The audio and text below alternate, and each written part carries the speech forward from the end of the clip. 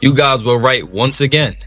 You guys were right once again. And the more I look at these stats that are being highlighted by ESPN and national media, the more I realize that they are excluding Caitlin Clark and erasing her from history once again. Well, Olivia, you are making history in the WNBA, not just for a rookie, but for any player. The fastest to 300 points, 100 rebounds, 100 assists. The fastest to 300 points, 100 rebounds, 100 assists. Wow, this is my first time hearing that, actually. So Holly didn't even say it was just for rookies. She said it was for all time. Oh my goodness. They're kind of erasing Caitlin Clark from history to prop up others. They tried it with Paige, Angel Reese, now Olivia Miles. It doesn't make any sense to me. You know what they say, not providing full context is just as good as lying.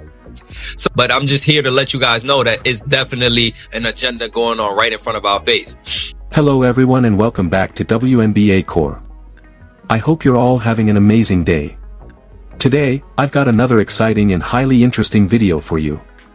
And if you're a true Caitlin Clark fan, you're definitely going to want to watch this one until the very end. Before we get started, let me know you're part of the WNBA Core Army by commenting CC 100% below.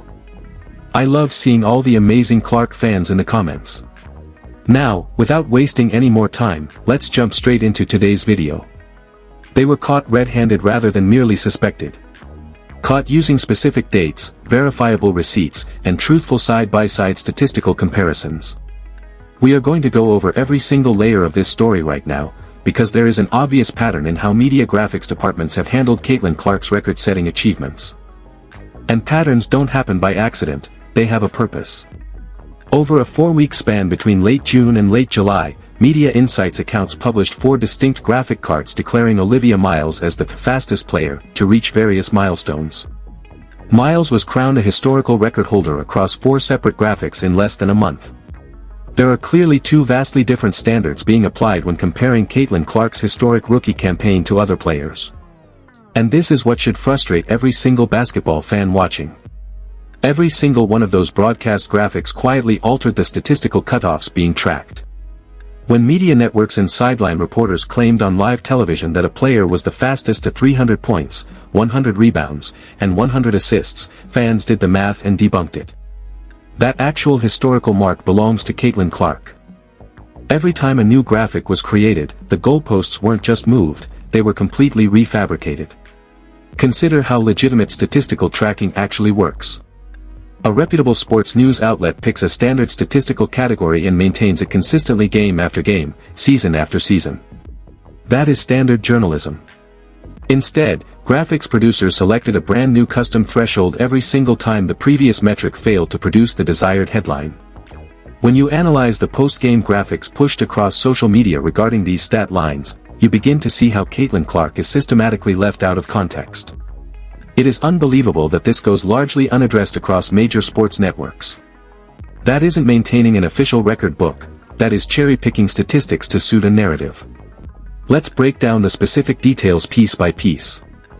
One initial graphic declared a player as the fastest in history to hit 350-plus points and 100 assists, claiming to surpass Paige Bueckers and Caitlin Clark. But look closely at what was missing from that graphic: rebounds. Caitlin Clark had accumulated over 104 rebounds alongside her points and assists during that same exact game span, whereas the other player sat at 91. Clark cleared the all-around bar, so rebounds were simply dropped from the graphics criteria entirely. They needed a specific metric where Clark wouldn't hold the advantage, so they engineered one. Notice how the criteria shifted. When the sideline broadcast initially announced the milestone, rebounds were included in the verbal statement. But on the graphic card published online, it suddenly read 350-plus points and 100 assists, with rebounds nowhere to be found. Why did the 300/100/100 criteria vanish? And why set the assist mark at 100 while bumping points to 350? Because pushing the point threshold higher excluded Clark's earlier milestone pace while ignoring the fact that Clark led substantially in total assists. The criteria never shifts in a way that tests the narrative, it only shifts in a way that protects it. 2 weeks later, a new graphic was released setting the benchmark at 400 points, 100 rebounds, and 100 assists. Suddenly, rebounds were brought back into the equation. Why? Because by mid-July, the featured player had finally crossed the 100 rebound threshold. Rebounds were excluded when they favored Clark, and brought back the second they favored the preferred narrative. Then came the next graphic, 500 points and 150 assists in 26 games. Suddenly, the assist requirement was bumped up to 150 while rebounds were removed once again. And when listing the players beaten to this mark, they specifically framed it as breaking records set by other rookies. Let's examine the actual game-by-game game logs across those exact checkpoints. At 19 games, Clark led significantly in both total assists, 128 to 109, and total rebounds, 104 to 91. By game 21, Clark had already accumulated over 300 points, 119 rebounds, and 149 assists. By game 24, Clark was well over 400 points with 142 rebounds and 188 assists. At every single game checkpoint, Clark maintained massive leads in both rebounds and assists. Yet every time Clark's assist and rebound totals widened the gap, the graphic criteria were reshaped to highlight only points. This is what happens when statistics are cherry-picked to frame a preferred headline. Not only was Clark generating more overall point production through her scoring and elite distribution, but she was doing so under vastly different defensive pressure. During that live broadcast, the announcer framed the 300/100/100 milestone not just as a rookie achievement, but as an all-time WNBA record. That statement implied a new historic mark had been set, even though Caitlin Clark had already reached those exact numbers faster. The broadcast's own commentary accidentally proved that Clark was the original record holder all along. When you compare the numbers fairly, Clark was generating far higher overall offensive output while leading comfortably in rebounds and assists. As the old saying goes, omitting context is no different than misrepresenting the truth. Here is another revealing piece of evidence. At game 25, when a player stood at 490 points and 149 assists, just 1 point and 1 assist away from around 500 to 150 milestone, no graphic was published. Because 490 and 149 didn't hit the exact round numbers, the graphics account waited. That silence proves that producers were actively tracking the numbers and calculating the exact moment to publish a graphic that fit the desired parameters. Meanwhile, when Clark hit identical scoring and playmaking milestones during her games, graphics accounts posted nothing. Her production was treated as unnoteworthy by the same accounts that spent 4 weeks generating 4 separate custom graphics for another player. That contrast speaks volumes. And this isn't happening in a vacuum. Clark has consistently ranked at the very top of major statistical categories, yet peer voting and award lists routinely leave her out of top spots.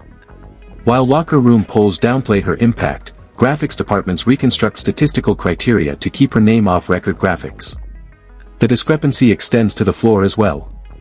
Clark faced unprecedented defensive targeting, accounting for a massive percentage of flagrant fouls across the entire league during her debut season, repeatedly being picked up full court and subjected to extreme physical play.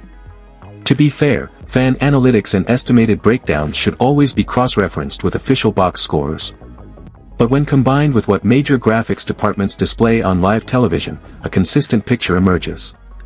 Let's be completely clear about one thing: this isn't about criticizing other young players. Emerging rookies are playing fantastic basketball and earning their place on the court. The issue lies entirely with how media infrastructure presents these statistics to the public. Casual fans who don't comb through game-by-game box scores see a social media graphic, take it at face value, and assume an all-time record was broken. They aren't in the wrong for trusting major networks. The problem is that their trust is being exploited by selective reporting. When major networks hold the platform to write the initial narrative, changing the parameters 4 times in 4 weeks creates receipts that fans will naturally notice. Accountability happens when a passionate fan base pays close attention, tracks the game logs, saves the screenshots, and does the side-by-side math. Traditional sports media wasn't going to point out these shifting benchmarks, so regular fans stepped up with the actual spreadsheets. Caitlin Clark's accomplishments are permanently etched in the official box scores. No amount of custom graphics or shifted thresholds can erase what she produces on the floor. Her game logs are verified, her impact is undeniable, and the record books remain clear. If you've been noticing these media narratives unfold and want honest, data-backed basketball analysis that cuts through the noise, you're in the right place. Subscribe to WNBA Core and enable all notifications so you never miss a breakdown. Share your thoughts in the comments below, hit that like button, and we'll see you in the very next video.